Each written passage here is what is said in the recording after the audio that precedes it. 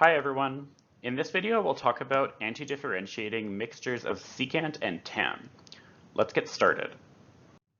So when it comes to integrals like this, a lot of our intuition from the way we handled sines and cosines still applies, but this time things are not as straightforward as just checking whether the powers are even or odd. So keep in mind that the strategies I'm about to give you are not necessarily a recipe for getting the job done every time, and sometimes it is necessary to do a little extra problem solving.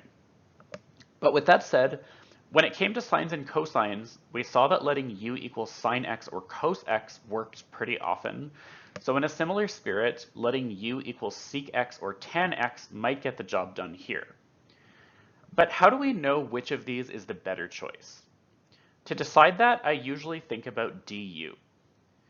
We know that if u is sec x, then du is sec x tan x dx.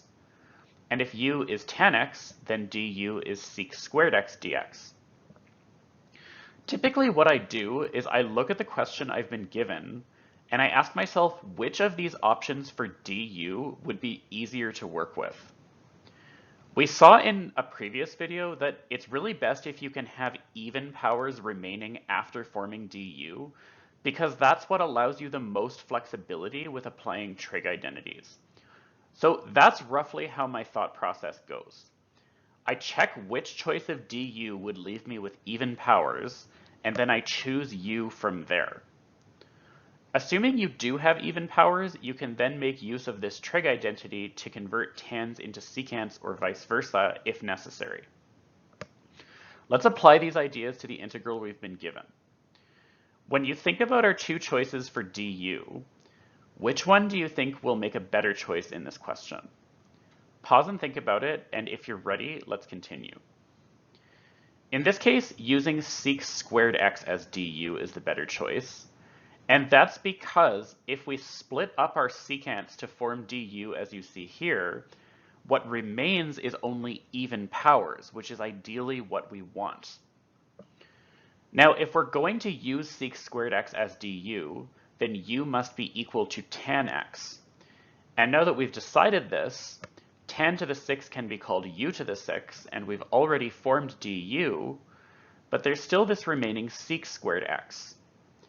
We wish these were tans instead of secants so that we could call them u, and the key to making that happen is to use this identity. And notice that the only reason we can use this identity is because we've got an even power of secant, hence the importance of having even powers after forming du. So using this identity, sec squared can become tan squared plus 1, and tan squared is just another name for u squared, making for a successful substitution. After that, we can expand this into the form of a polynomial, which is now ready to be anti-differentiated, and the rest is straightforward, so pause and check these last details on your own. Looking back at this example, you should notice that it's not actually necessary for all the powers to be even after forming du. In this case, it was really just the power of secant that needed to be even so that we could apply this identity, but the power of tan was less important. With practice, you'll gain more intuition about which powers need to be even in which situations, but as you're learning, just aim for the even powers when possible, and if you ever do end up with an odd power, that might still be okay, so don't give up too quickly. And another thing, I want to reiterate that these strategies are just a guideline.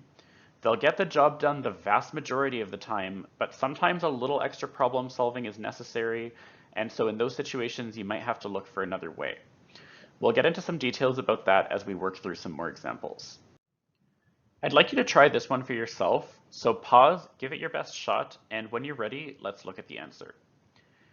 According to my earlier suggestions, our first step should be picking what would make the best choice of du. And in this case, sec x tan x makes the best choice. But why? The reason is because if I use that as du, all the remaining powers are even numbers, which allows us the most flexibility when applying trig identities. Now, if we want sec x tan x to be du, then what should u be equal to? Well, that would be sec x. pause and think about that if necessary. But once we've chosen u as secx, then sec to the 6 can be called u to the 6, and all that remains is this tan to the 4. We would like to convert these tans into secants, and thankfully that tan has an even power, so it should be possible to do that. The way we do it is by applying this trig identity. But this identity requires us to have tan squared, and what we currently have is tan to the 4. So first we should express this as tan squared squared. Our identity now tells us that tan squared is equal to sec squared minus 1. And after that, we know sec squared minus 1 can be called u squared minus 1. All that remains now is to expand everything out and anti-differentiate, which is really the easy part. So you can pause and check these last details as necessary. Here's another example for you to ponder. Try it out for yourself, and when you're ready, let's continue. This is an example where the strategies I proposed at the beginning of the video don't work out so nicely. Let's see why that is. As a first step, you might consider using sec x tan x as du. And if you do that, all that would remain is tan x, which does not have an even power, which is discouraging, but we shouldn't give up too early. So let's just try checking the rest of the details. If we want du to be sec x tan x, then u must be sec x. But now, sure enough, we're stuck because we would want this tan to become secant so that we can call it u, but with an odd power, it's difficult to make that happen. Now, since this didn't work, we need to try something else. You might think of using sec squared as du instead, but the question given to us only has sec to the power of 1, so we couldn't really form sec squared from that. But on the other hand, where we see tan squared, that can be viewed as sec squared in disguise. And by that I mean tan squared is the same thing as sec squared minus 1. So if we apply this identity before trying a substitution, it might give us a new perspective to work with. Earlier on, I said sometimes a little additional problem solving is necessary for these integrals, so this is an example of what I meant by that.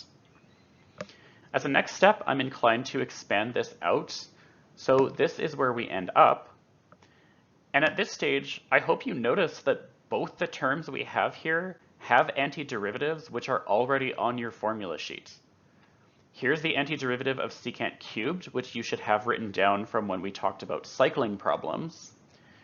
And here's the integral of secant x, which is all we need for this question. When you look back at what we just did, it turned out we didn't actually need to do a substitution at all, but it was still worth trying because seeing what went wrong when we tried to substitute ultimately gave us some intuition about what we should be doing instead. This is a good reminder that when it comes to antiderivatives and really life in general, we can learn a lot from making the wrong choices. In the previous example, we made use of the integral of secant cubed, which could really be considered a mixture of secant and tan in its own right. But you may notice that when we solved this before and wrote it down on our formula sheets, we didn't make use of any of the strategies from this video. Instead, we used integration by parts with cycling steps. You can go back to that video and confirm that if necessary, but you might wonder then, are there any other mixtures of secant and tan that also need to be done with cycling steps? And the answer is yes. It turns out every odd power of secant requires that method, at least when it's an odd power of secant by itself. That's really the one and only situation that can't be dealt with using the methods from this video, so you might think of it as the worst case scenario. We'll get into more specifics on that in the next video. And as a final note, you should be aware that if you ever had a mixture of cosecant and cotan, that could be dealt with using literally exactly the same strategies that we've been using for secant and tan. So I'm not going to bother making a video about that, but I will mention that this is the identity you would need in those situations. So keep this one handy on your formula sheet as well.